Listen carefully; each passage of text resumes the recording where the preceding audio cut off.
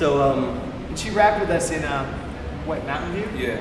Really? She came out on stage. That was cool. That's pretty cool. So you got your own label, Horus Records, and you have one signed group right now? Well, yeah, just Josh. Just Josh. a Weird Science, Just right? Weird Science. So, yeah. What made you pick Weird Science as your first group? Because you got to come out with a bang. Sure. What do you think about that? Well, so Weird Science is just Josh. That's him. And we met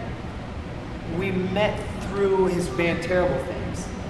And we could talk more about it, but I'd always been a fan of his for years. Josh has played in a lot of big bands and sold a lot of records, and I had his first album and I loved it. And we met and we worked on a track together, and I heard his second album and I'd heard about it for years, and I was like, we need to get it out. Sick Kids, it came out May 17th. And it was just one of the dopest things I'd ever heard, and I was like, let me invest as much as I can afford. Let's launch a Kickstarter campaign. And we went to Europe, and I picked Josh because honestly he's one of my favorite rappers in the history of rap. So yeah, my shit is banging. He's amazing. Are you gonna be on stage? Is he featured on the Warped Tour? Yeah, we do our set together. Okay. Yeah. Sweet. We do some Weird Science songs and some MC Love songs. But I think it's worth saying, we were mutual fans of each other. I remember the first time I heard Lars, I heard Signing Emo. Yeah. And I remember thinking that I never heard anything like this. And he had already had a bunch of stuff out. That was one of the first things that I heard. And then I went, and explored a lot of the other art and stuff. So we were mutual fans, and I put out a record in '05 on Equal Vision. And I feel like as my life unfolds and evolves, I feel like that record came out just for Lars to hear it.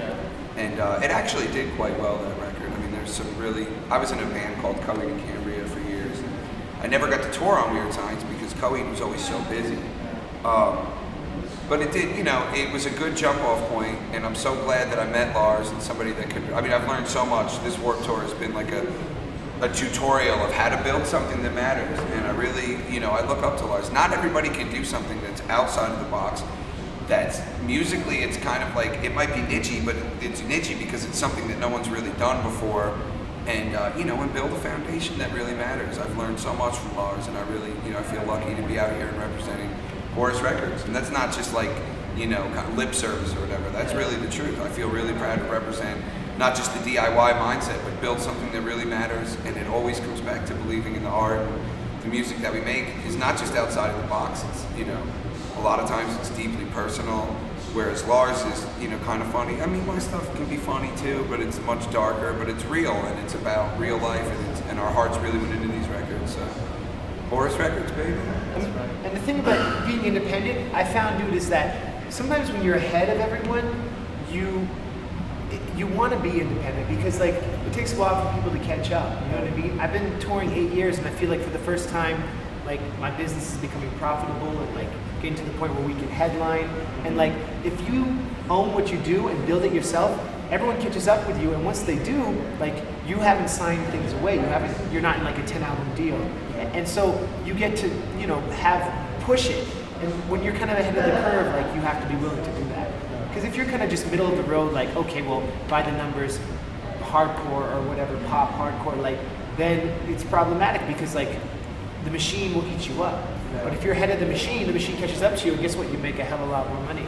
And then everyone's happier. Then with me, when I win, science wins. When science wins, I win. We're just like a team, and we're unstoppable. So it's awesome. So as far as potential signees to the label, what should bands that are listening prepare for if they want to be on the label? What are some things that you are looking for that they need to do? Dude, any artist the two things an artist needs to have are an amazing live show that's unstoppable and high energy and different, and you feel like you get the artist personality, and hella YouTube videos that have lots of views. Those are the two things that an independent artist really needs to have on lockdown before anything else. And of course, to have amazing music. But once the music is good, you gotta have a live show that's great. You gotta have videos that are great. Because there's so many artists who have great CDs out, great production, but when you see them live, they're kind of timid, they're behind, they're hiding in the back. You need to be fearless, and you need to build, and you need to have a personality that comes across, because these days, the internet and the multimedia, it's really important that like you have that on lockdown.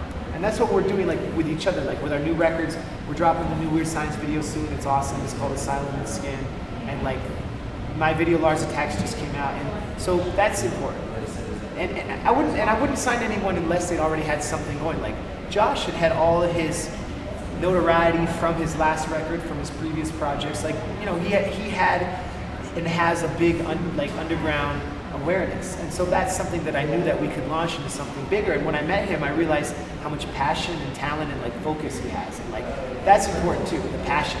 No one's gonna hand you anything. We've said in other interviews, like no one's gonna come to your house and give you a check and like here's fame, like here's a door, like here's a key to be famous, because that doesn't happen anymore. So yeah, just the work ethic, and I only want to sign an artist who I see as having longevity and see wanting to work with for 10 plus years. You know what I mean? Yeah. Like otherwise, it's not worth it. Yeah.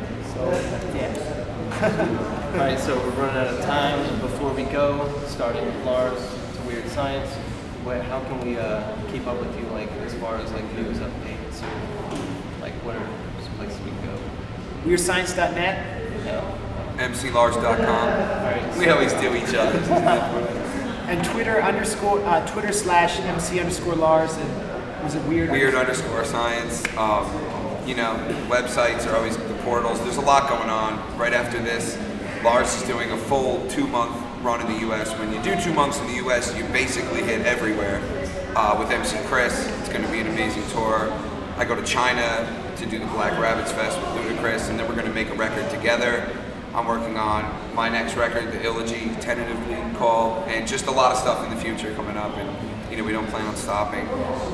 We just want to get busier and busier, so you know, you can always check there to see what's going on. Sweet. So you can download MC Lars' album and Weird Science. It's an EP. It's free on his website, mclars.com. Come to the rest of the shows on Warped Tour. Check them out. Go to their merch table. Say what's up to them. And also, Lars Attacks. Lars' new record drops September 6th. That's probably worth mentioning, right? Yeah, thank you. And Shit Kids is out now, and hopefully you guys check it out. Thank you. Peace. See you.